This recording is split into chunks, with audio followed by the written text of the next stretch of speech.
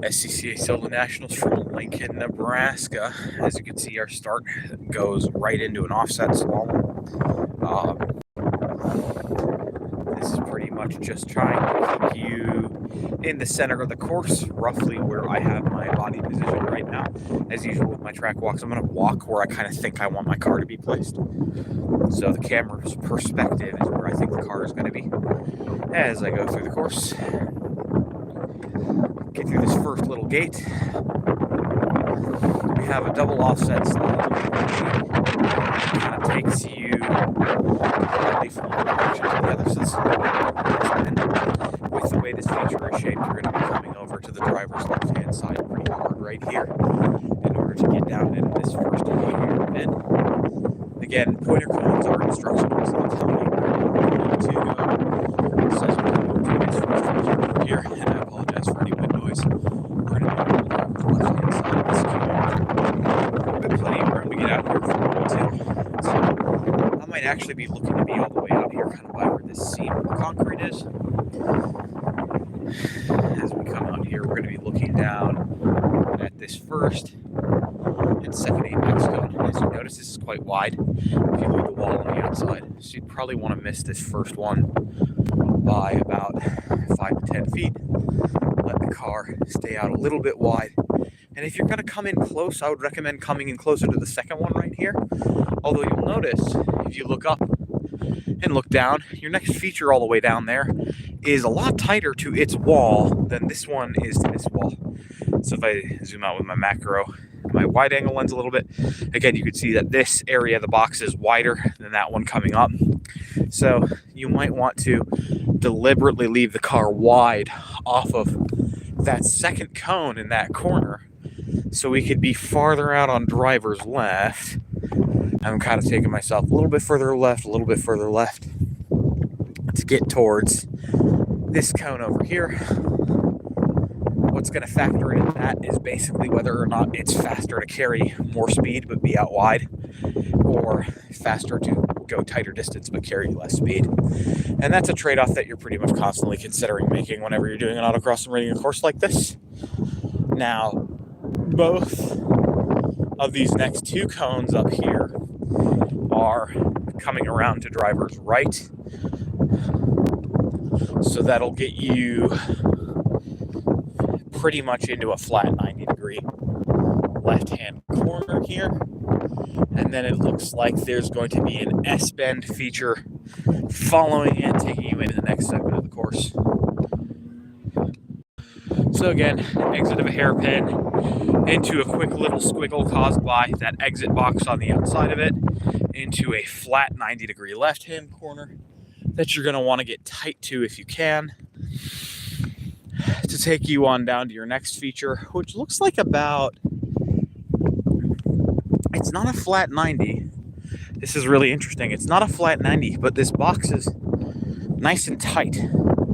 So this next quarter isn't going to be a flat 90 degrees, but you're probably not going to have to brake a ton for it. Basically just barely enough to get this car slowed down, because this, if we look at the line after where we come from, we're going to want the car to be, again, on the left, maybe kind of by this seam where I'm at, so that when we turn it in here, this is going to be as shallow as possible by widening up the entry line. And that's going to be important because this next corner that we come up to, really, really nice, wide, super long left, kind of out near the end of the course here by the grass edges. Now this you actually can come out nice and wide for. Now they do keep you in a little bit tight by putting this cone wall here. Obviously I wish that wasn't there, but got to work with it. That narrows up the entry to the next portion right here. So you're trying to carry as much speed as you possibly can from that slight left down into this section while missing this cone wall, yet being out wide enough for the turn in for this next left-hander. So you're going to have to deliberately make either a speed or a shape change, probably in the middle of the exit corner right there. That's going to be especially tough in something that's front-wheel drive, where you've got the front tires loaded up for a really, really long time. So you might want to think about a little bit of a lift there. And then you look at where you come in here, and this could have been a nice, super fast, very wide corner out to my driver's right-hand side out here, but they have the exit pinch off by having the left feature in here. So you maybe don't want to sacrifice as much distance over there as you think. It might be better to get tighter through this corner rather than carrying extra speed if you're going to have to slow down for this corner anyway. Then going around this feature to the left kind of gives you a little bit of a wide entry to start what looks like an extra wide, extra large slalom. So again, really significant offset. So this is going to be a nice, big, large, wide slalom with large swings in direction from the driver's left to the right, unloading the car and reloading the car really heavily as we come across here. Especially, again, big heavy front wheel drive cars like the Hyundai. This is going to be a problem to keep the car working and rotating in here. Might have to be pedaling the throttle or deliberately dragging the brakes to set the nose down a little bit in order to get this to work.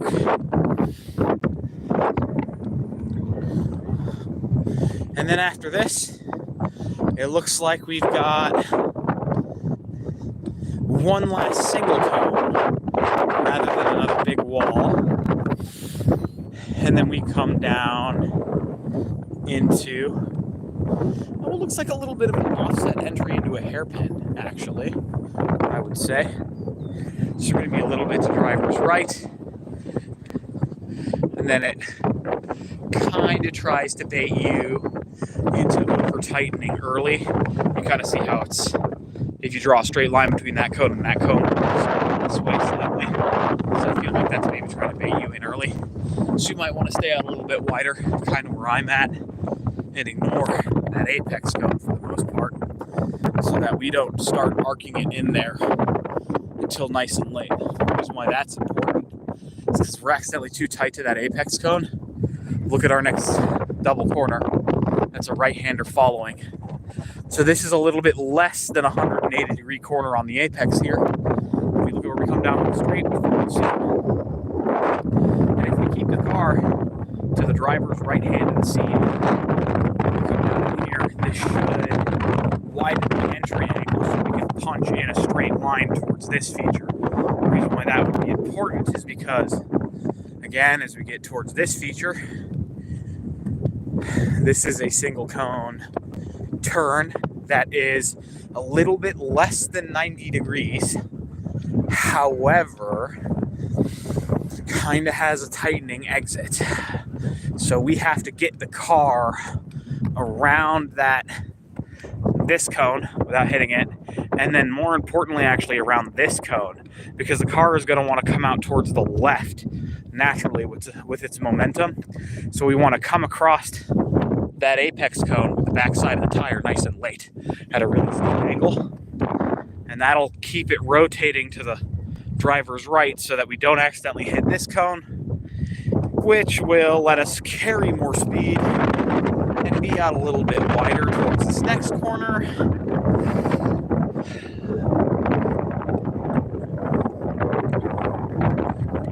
Which, if you look at it, is a gate. Nice wide gate.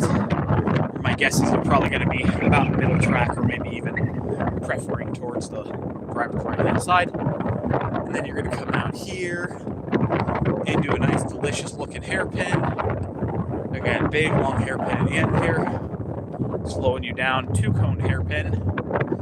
So, again, this might be one of those cases where you look at, they give you a nice wide wall, where you might want to stay off this first cone and avoid it, because that second cone might be your apex cone, this one up here. Now, again, the issue is you would have to sacrifice corner speed to be tighter, or carry a lot more corner speed to make up the distance and be wider. So how you approach that is going to depend on whether or not you're in a front-wheel drive or a rear-wheel drive or an all-wheel drive car, whether or not it's dry and grippy, or it's really hot and slick, or your tires are cold and won't quite carry all the speed in there, or if it's raining. There's lots of rain on the forecast for tomorrow. So again, you'd want to come across this apex cone nice and late and tight, because this next area out here looks a little bit wider. Yes, it does. And again, if we're thinking about speed versus distance, the way this cone is laid out is trying to bait you into taking a straight line towards that next apex cone out there. But you want to stay wide, because if you stay wide, look at how it opens up the angle between this feature and that feature over there. This feature and that feature. If you stay nice and wide, you can carry more speed all the way kind of over this transitional patch where you got a slightly different type of concrete. If you stay nice and wide, you can kind of keep the car out here.